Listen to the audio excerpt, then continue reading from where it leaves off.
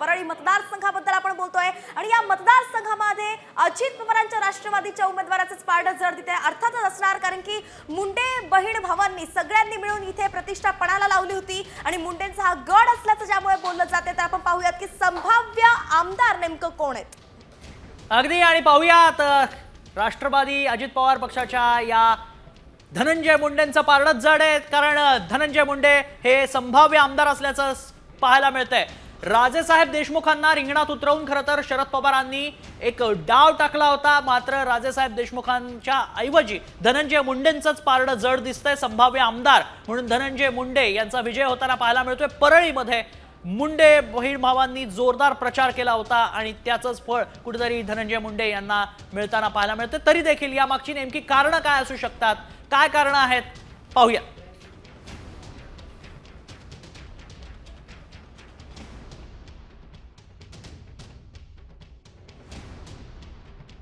शरद पवारांनी या परळी मतदारसंघासाठी बीडमध्ये मुक्काम देखील ठोठावलेला आहे।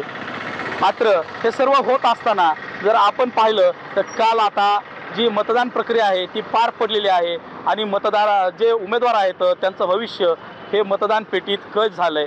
मात्र ओव्हरऑल जर विचार केला या परळी मतदारसंघाचा तर या ठिकाणी धनंजय मुंडे वर्सेस राजेसाहेब देशमुख असा सामना रंगलाय। मात्र यामध्ये धनंजय मुंडे हे संभाव्य विजयी उमेदवार वाटत आहेत।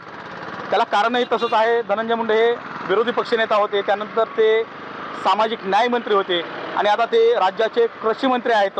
त्यामुळं विकासाच्या जे काही मुद्दे आहेत, विकासाचे जे काही प्रकल्प आहेत धनंजय मुंडे यांनी बऱ्यापैकी परळी मतदारसंघामध्ये आणलेले आहेत आणि त्यामुळं या ठिकाणी त्यांनी विकासाच्या मुद्द्यावरतीच आपलं मत मागितल्याचं पाहायला मिळालं। जर मी या परळी मतदारसंघामध्ये विकास केला असेल, कोणताही जातीभेद केला नसेल, धर्मभेद केला नसेल तरच मला मतदान करा असं जाहीर आवाहन जाहीर सभेच्या माध्यमातून धनंजय मुंडे करत होते। तर दुसरीकडे राजसाहेब देशमुख या परळी मतदारसंघामध्ये कशा प्रकारे दादागिरी चालते, कशा प्रकारे व्यावसायिकांचे व्यवसाय बंद पाडले जातात असं देखील ते जाहीर सभेतून बोलत होते।